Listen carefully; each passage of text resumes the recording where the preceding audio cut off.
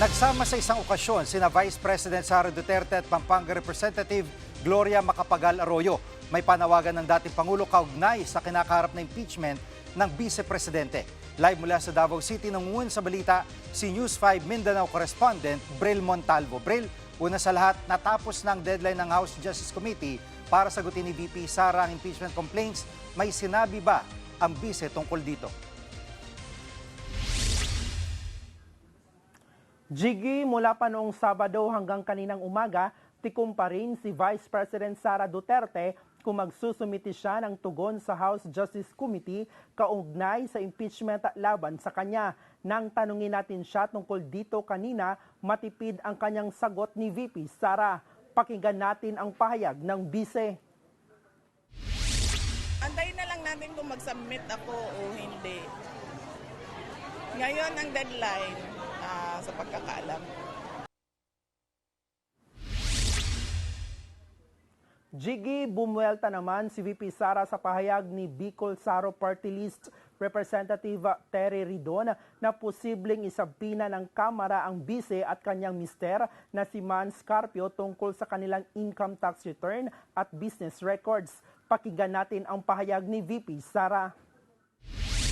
Iilan sa mga members of the House of Representatives ay inaabuso yung kanilang posisyon at kapangyarihan at more than that ay lumalabas na para silang mga law benders. Bril, magkasama sina VP Sara at Congresswoman Arroyo nitong weekend. May napag-usapan ba tungkol sa 2028 elections?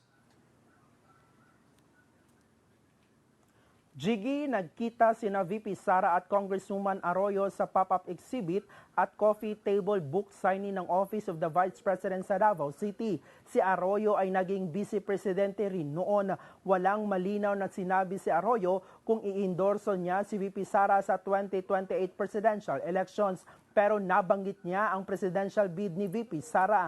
Pakinggan natin ang pahayag ni Congresswoman Arroyo.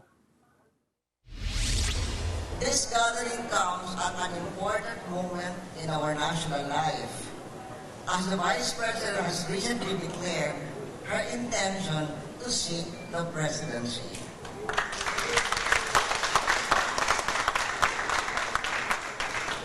Such announcements are always significant, not only for the individual concerned, but for our democracy.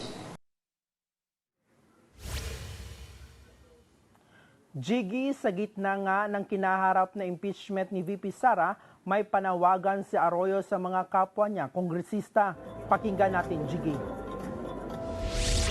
I myself went through impeachment proceedings 4 times, and therefore I have some insights into this process. Such mechanisms should neither be personal nor political theater. As we start the floor debates, I urge my fellow congressmen to do so in the spirit described by Speaker Ojigi. At Bril, sa mga panayam mo kay VP Sara, meron na ba siyang napipisil na katandem sa 2028 elections?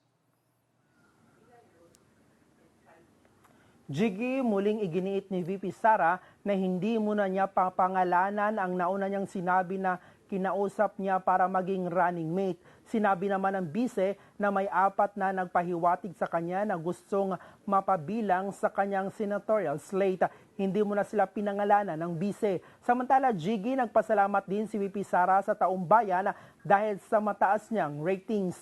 Yan muna ang latest. Balik sa'yo, Jiggy. Yan ang ulat ni Bril Montalvo live mula sa Davao City.